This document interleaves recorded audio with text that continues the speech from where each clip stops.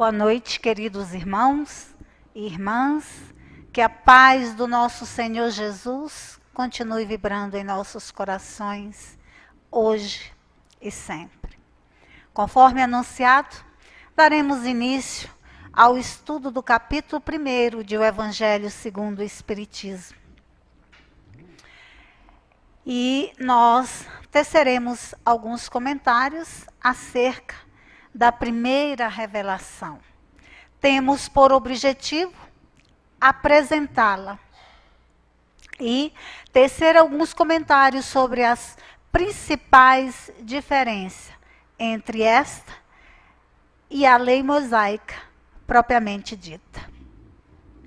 Quem de nós nunca se questionou quando nós lemos no título do capítulo "Eu não vim destruir a lei"?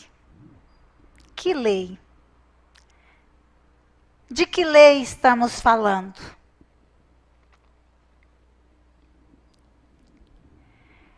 Iniciemos com o Mestre Jesus, nos esclarecendo que não penseis que eu tenha vindo destruir a lei ou os profetas, mas ele veio cumpri-la. Naturalmente, então, falamos da lei divina, recebida por Moisés no Monte Sinai. E o Mestre nos afirma que não veio destruí-la, mas dar-lhes cumprimento. O que nos dá a segurança de que a lei recebida por Moisés é a lei de justiça que se apresenta para nós como a primeira revelação da lei de Deus. Confirmado por Jesus, quem de nós questionaria? Desta forma, é preciso que nós compreendamos que a lei mosaica tem duas partes. A confirmada pelo Mestre Jesus, que representa a lei divina, a lei de Deus, promulgada no Monte Sinai, e que nós conhecemos como os 10 mandamentos. Esta lei, confirmada pelo Mestre Jesus, é invariável. É de todos os tempos, de todos os lugares, de todos os povos. Exatamente por ter caráter divino. Tudo que é de caráter divino é imutável. Em todos os tempos e em todos os lugares, não muda. A segunda parte da lei de Moisés, a lei civil, é uma lei disciplinar, apropriada aos costumes e ao caráter do povo daquela época.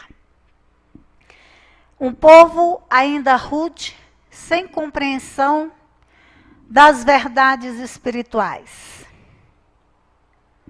Visavam, portanto, conter e combater os abusos e preconceito natural naquele povo que há tanto tempo sofria os mais diversos preconceitos e abuso na escravidão pela qual passavam. Essa lei civil modifica-se com o tempo. São as leis transitórias.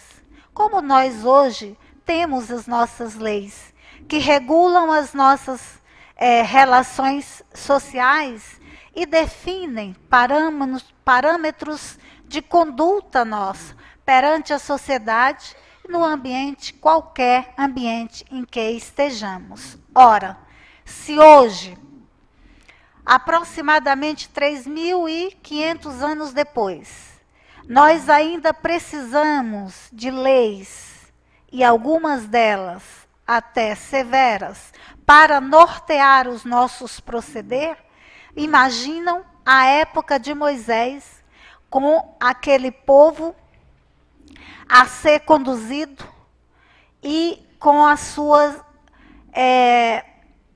ainda sentimentos rudimentares, digamos assim. Mais necessário ainda se faziam as leis mosaicas.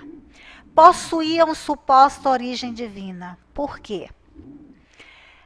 Sem admitir, sem conceber que elas seriam de origem divina, dificilmente Moisés conseguiria o seu intento de conduzir aquele povo até a terra prometida. Imaginemos toda a dificuldade que teria Moisés na condução de aproximadamente 600 mil pessoas, sem contar as crianças, numa cidade constantemente em movimento, durante 40 anos, para um homem que iniciou essa sua jornada aos 80 anos de idade. Certamente, no meio daquele povo que carregava consigo todos os seus pertences, de animais aos bens que haviam conseguido no seu trabalho escravo, mas haviam conseguido os bens, para conduzir esse povo, enfrentando as mais severas adversidades, vencendo batalhas e guerras, né? Então, ele deu uma origem divina para ter a sustentação e ser aceita por aquele povo. Mas naturalmente é inconcebível que um Deus de amor, que tem como base das suas leis o amor, tivesse também, paralelo a isso, editado leis tão severas e tão rigorosas. Mas aí nós perguntamos, por que tanto rigor? Seria mesmo necessário?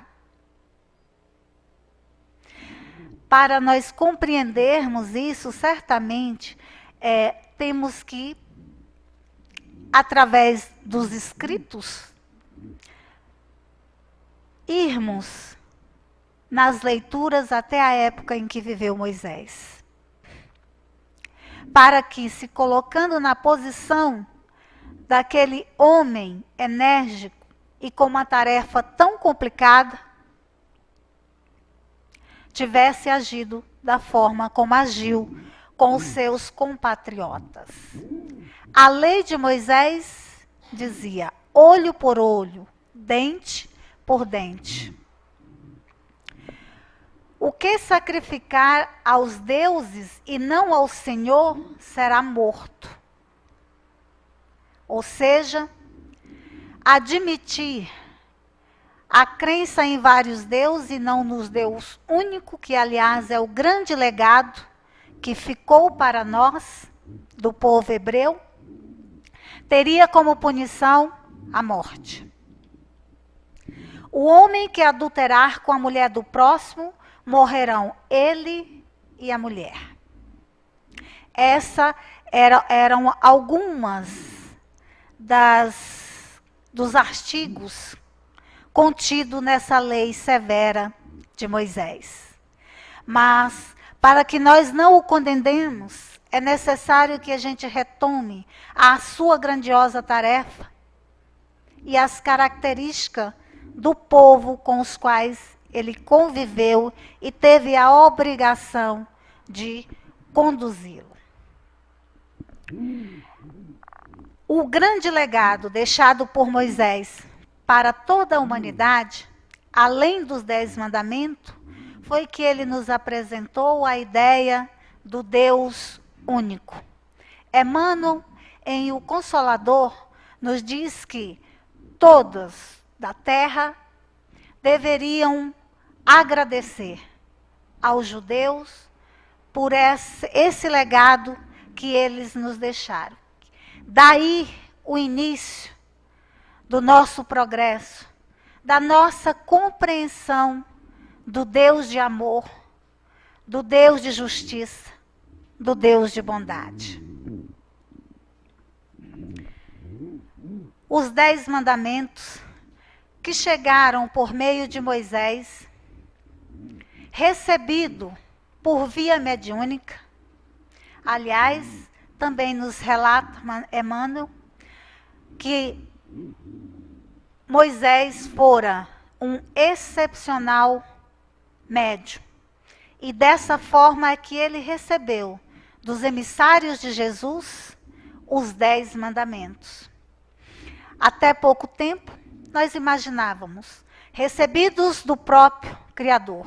Mas Emmanuel nos esclarece que nós já temos capacidade de compreender que não foi diretamente de Deus o nosso Pai, mas dos emissários de nosso Senhor Jesus Cristo, responsável por toda a evolução, tanto material e espiritual, do nosso planeta Terra. Na época de Moisés e ainda hoje, nos dirige, nos orienta, nos governa com o seu amor de Filho magnânimo de Deus, o nosso Pai.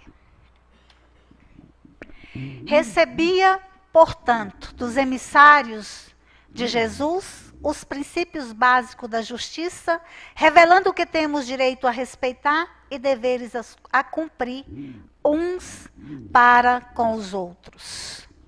É o princípio da justiça que deve reinar entre todos os povos. Os 10 mandamentos. Primeira revelação da lei de Deus.